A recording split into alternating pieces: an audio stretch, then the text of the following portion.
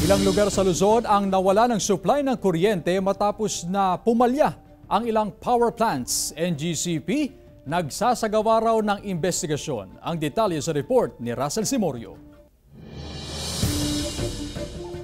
Ilang lugar sa Luzon ang nakaranas ng biglaang pagkawala ng supply ng kuryente sa loob ng halos isang oras noong October 1.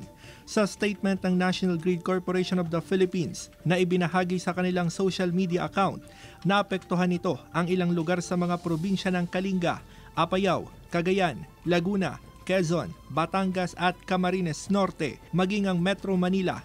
Ayon sa NGCP, nagkaroon ng power disturbance sa San Jose nagsaag 500 kV transmission line at pumalya ang ilang power plant na nagdulot ng automatic load dropping.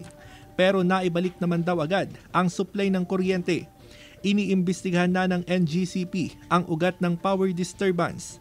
Ang mga ganitong power disturbance ang iniiwasan ng ilang negosyante na apektado ang negosyo sa mga power interruption tulad ng laundry shop na ito sa Dagupan City. Patay, walang kwan, naka-shut off lahat kapag brown out.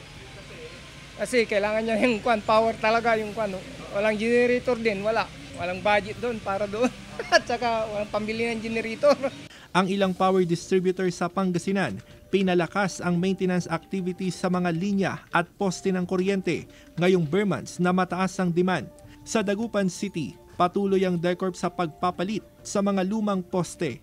Wag lang sana magkaroon ng supply issue o kaya sa transmission constraints, mga ganun. Kasi doon, wala kaming control doon. Yung business kasi namin nasa distribution, wala sa supply, wala sa transmission.